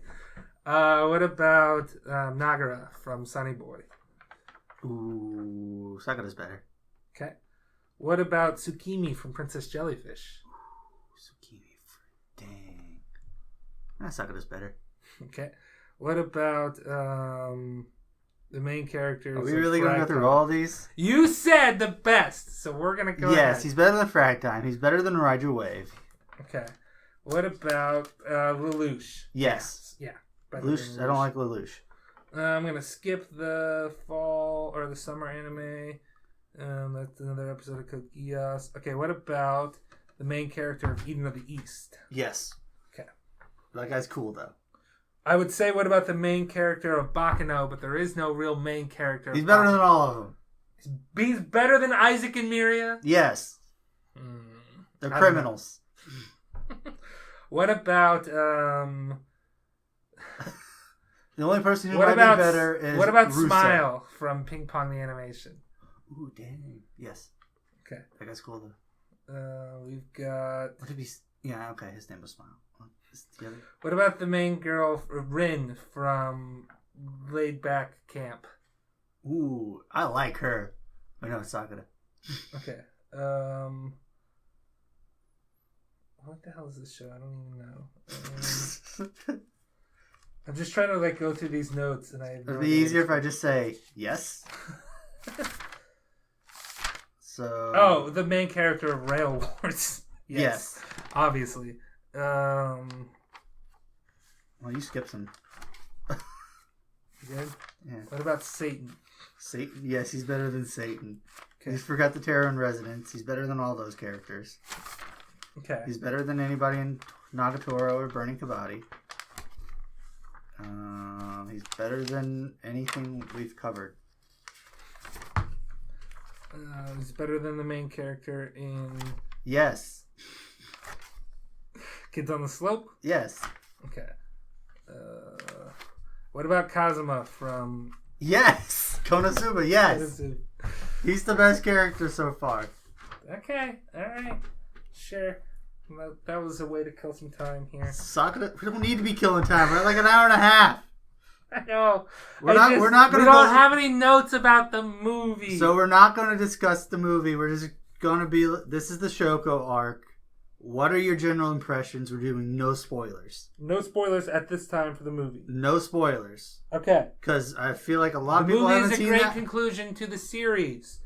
It submits the status of 9. It maybe even moves it up to 9.5 because I like the ending. It also has some tearjerker moments in the middle that I think I didn't really cry at this time, but I knew what was going to happen and how things were going to get resolved.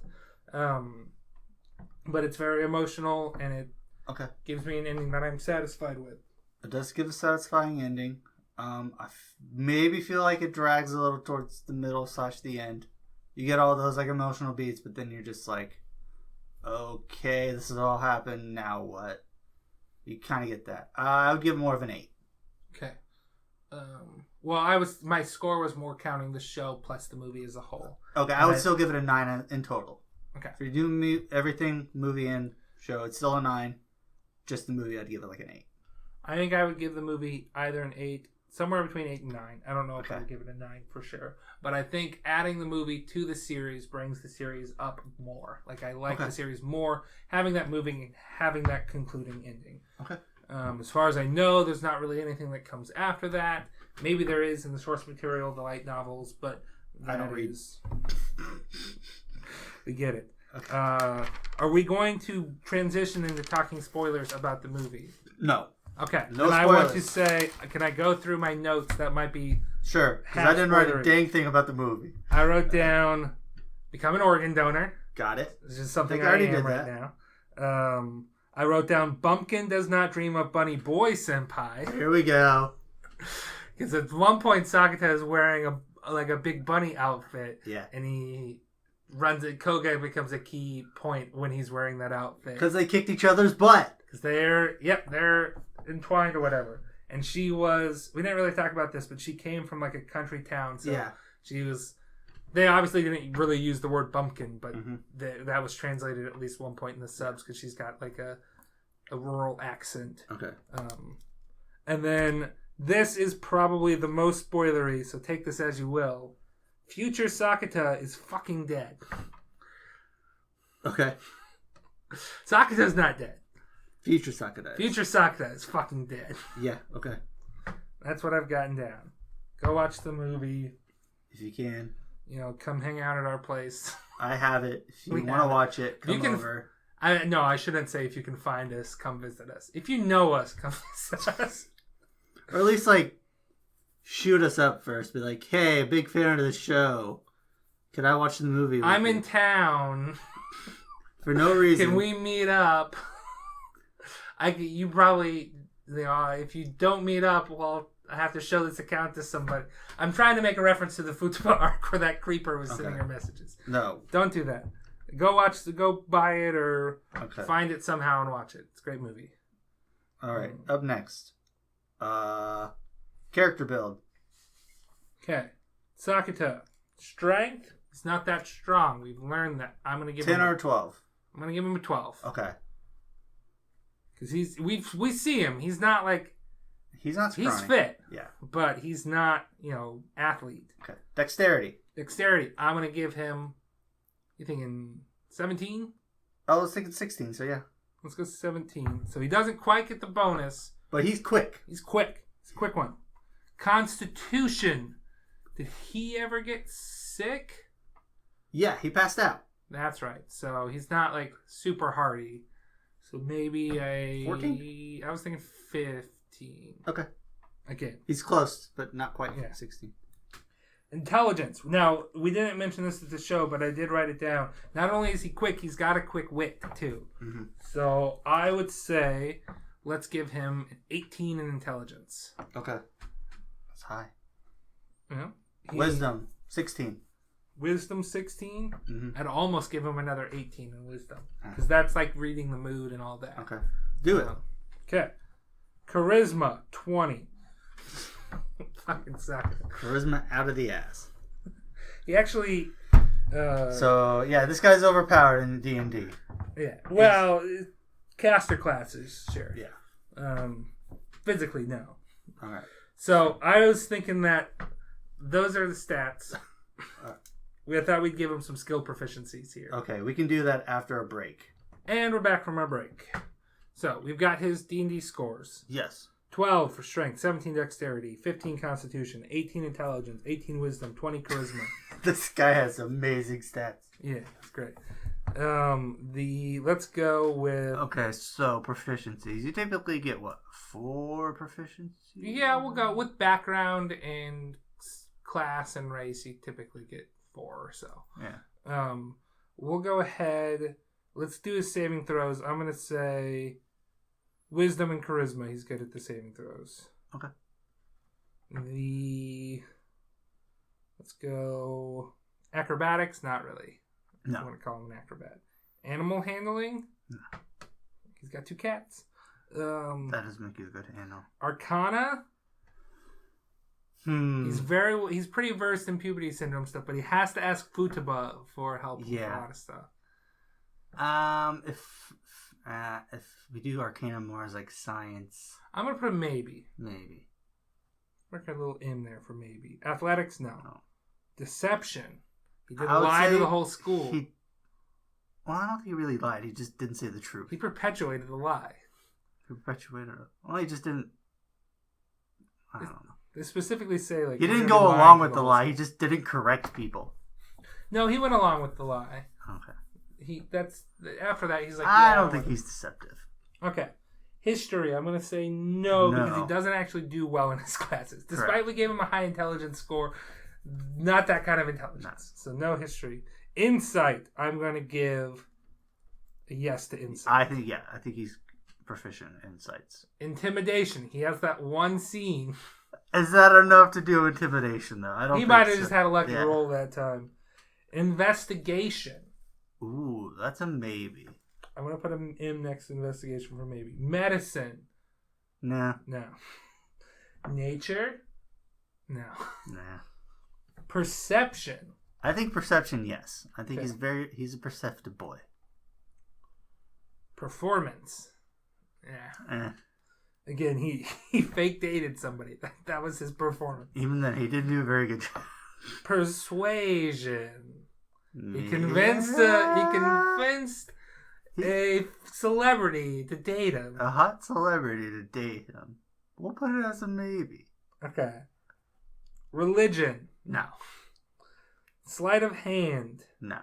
Stealth. No. And survival. No. Okay.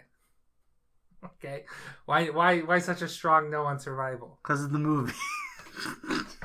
Okay. Again, Sakata is alive at the end of that movie. Or is he? You'll have to watch to find out. Okay, so we've got 3 maybes. We've got Arcana, Investigation, and Persuasion. I would say we're going to go with... we can give, if we're going 4, we can give 2 more. So we've got to choose 2 out of these. Persuasion, Investigation.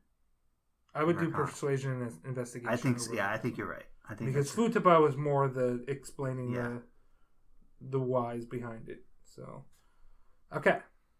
Hit point maximum, we'll just give him... I don't know. What level is he? 1. So it's like, we'll just do 6 plus his Constitution modifier. Well, what class is he? Because that'll determine what his hit dice is. Let's see, Cleric, Bard, Not a Fighter. bard. He's not a fighter. He's a Wizard. lover. Is lover... Is that a D&D class? No. Is there a homebrew lover class out there? I would play that class. I just feel like if you're going to be a lover, you typically go Bard. Let's see. Wisdom and Charisma are the saving throws that we gave him. That would probably be... Not Paladin. Bards are Charisma. Right?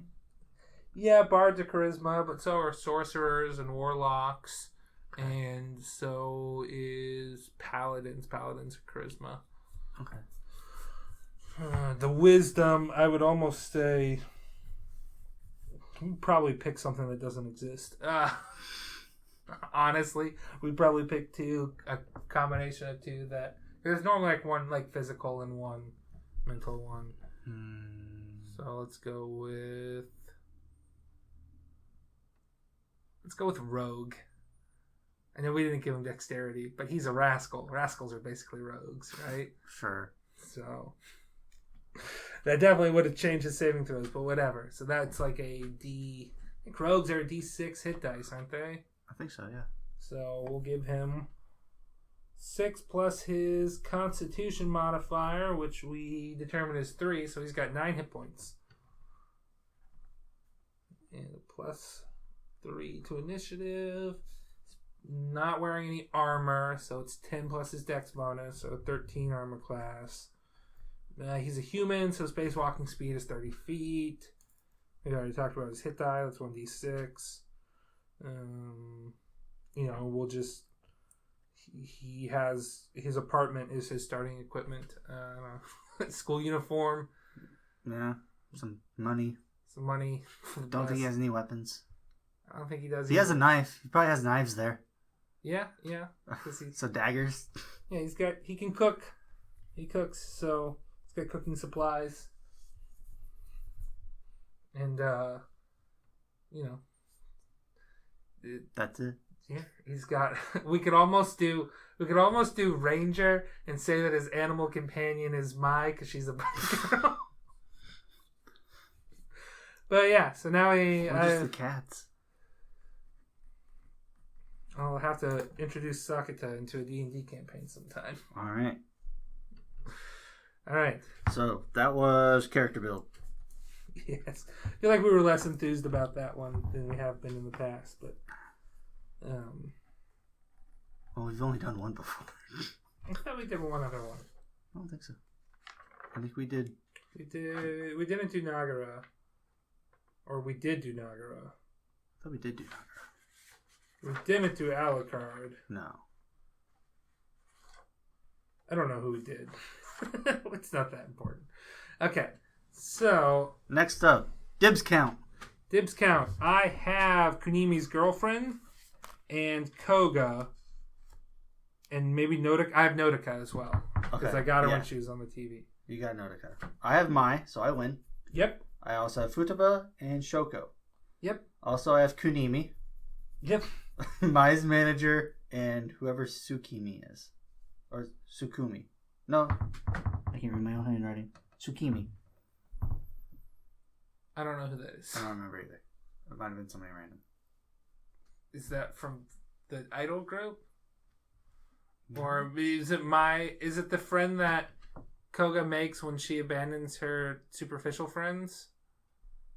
Because that was a big part of Koga's thing too, is that she found a place other than those friends that she felt like she had to constantly keep up with them, sort of thing. Honestly, I don't remember. I don't think it's important. Or is that Kaide's friend? I don't know. I don't think any of us called dibs on Kaide. No, I didn't touch that. Okay. The transition into all aboard. We're just. Well, I have best girl first. Best girl is Mai. Yeah, there's no contest. We said that earlier in the episode. Mai's best girl. She's great. We should. Do you want to do like second place? Second place. Okay.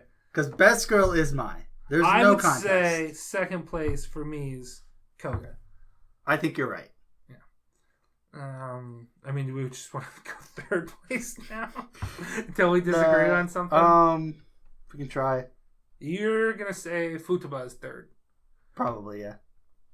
And I don't know. Futaba doesn't really catch me that much. She has a ponytail at the end, though. I'm not Joe from Digimon. I don't think ponytails or Kyon. Our friend Joe likes. Our friend Joe is from Digimon. Likes ponytails. It's the second best hairstyle. I should note that again. I've mentioned my friend Joe from Digimon likes ponytails as a hairstyle. That we are in agreement that we don't like ponytails where all of the hair is drawn into it. Okay. It's like you got to have some of the hair still sticking in the front, some bangs still going on. Gotcha. That's the one exception to the ponytail. Okay. I don't know. Third, I guess Futaba or Nodoka. I don't know. Doesn't matter. But yeah, we agree on 1 and 2, which is not always the case. It's a lot of good shows. It's clear, like, okay, yeah, this girl is the best. But there are some shows where you can make an argument for Shoko, but yeah, Shoko's barely in it. She's in the movie a lot, and she's great in the movie. Mm-hmm. We should note that we were talking earlier. We were trying to decide like how many of the girls actually like Sakata. Okay. So clearly Mai. Clearly Koga. That's very. That's two. Those are both established in the first 6 episodes. Futaba does not like him. Nodoka does not like him. No. Because her arc is just about becoming close to her sister. She accepts him as brother's boyfriend. I would say Kaide half likes him. Yes. And then I would say that for sure Shoko likes him. Yes. The movie makes that clear. So 3.5. Okay. I was thinking you could do like half a Shoko because I don't think young Shoko is technically... Nope, young Shoko likes him. That's established. Oh yeah, that's okay. Because she didn't say anything at the time, but like his words in her situation at that age. Yeah. So yeah, it's 3.5. So which I don't know if I was saying 2.5 or you were saying 4.5. I don't remember, but it's 3.5. 3.5. Which is, but he is very clearly like, okay, there's sort of this thing with Shoko, but he's mostly in his past. That was his first love. He's basically over it. Yeah. And then his actual feelings are just for Mai. Sorry, I just thought of something from Monogatari about there's a character who was one of the main character's first love, but he's like, now all I feel towards this girl is lust. Oh. He's like, I do not love this girl anymore. So now we do all aboard. All aboard!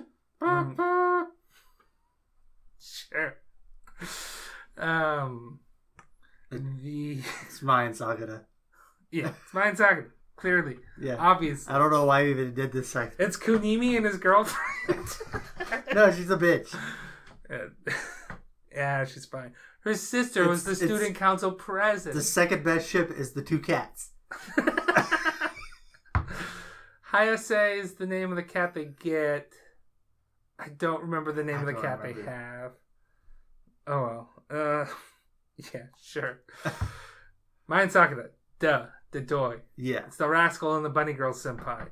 They're in the title. Yeah. And then that's it for our stuff, except for your number 2. My number 2 anime. Should I give a recap of what the rest of my list is? Nah, just do number 2. Number 2 we'll do a recap next time. Gurren Lagann. Gurren Lagann. So this used to be my number 1, and I've mentioned it every time I mention one of my favorites is that I had something that jumped from 8 to number 1. Mm-hmm. But Gurren Lagann used to be my number 1. I love the message of that show. It is just persevere, and we will eventually die, but we've made life easier for those that will come after us, who will also persevere and make life easier for those coming after us. And it's just inspirational and hype as hell. Mm-hmm. And I cry, and it's fun. And I made a joke when I was on episode 6 watching this with my friend for the first time. I'm like, this is the saddest anime ever. And it's not sad whatsoever at that point. And then an episode 8 hits, and I'm like, oh God, I was right.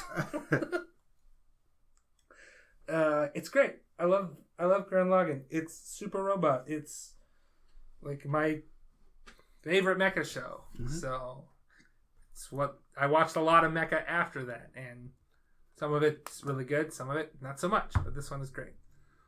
Yeah, Gurren Lagann, number 2. Next week we'll reveal your number 2. Yep. Because your number 3 was Bunny Girl Senpai, yeah, which we revealed last week. Not last week, last episode.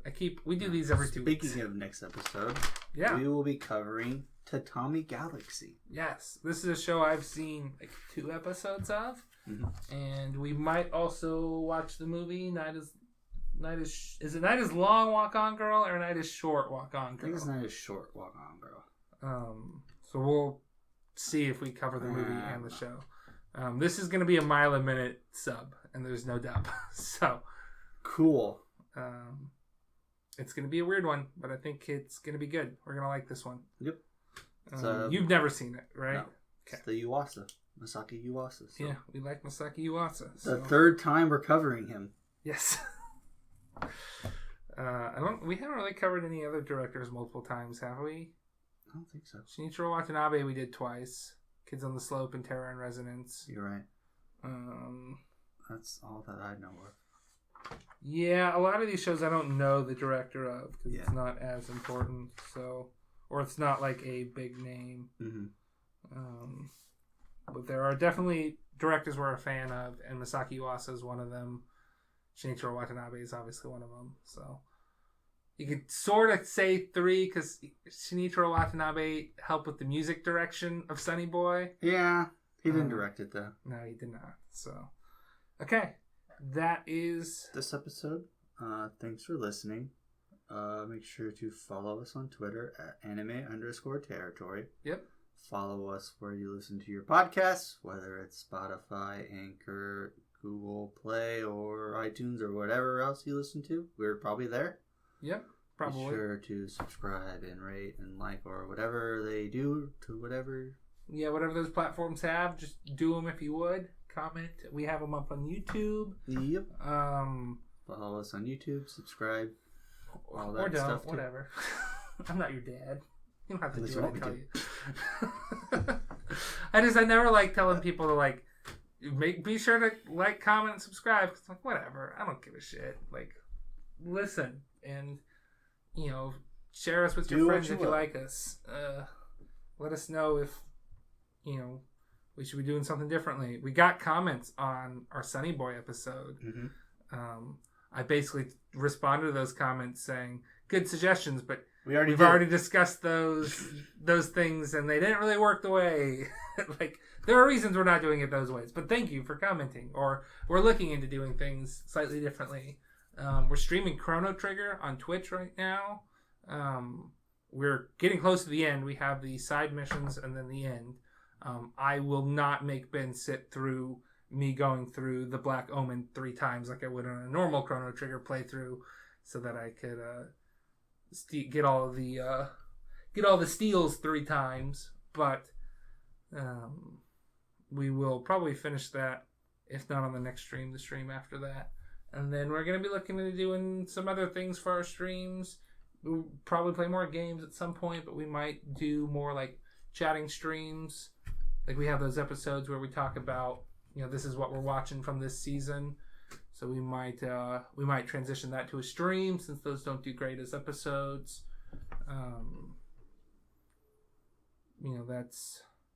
That's what we've got going on now. So thanks for coming, and you're now leaving the anime territory, you rascal.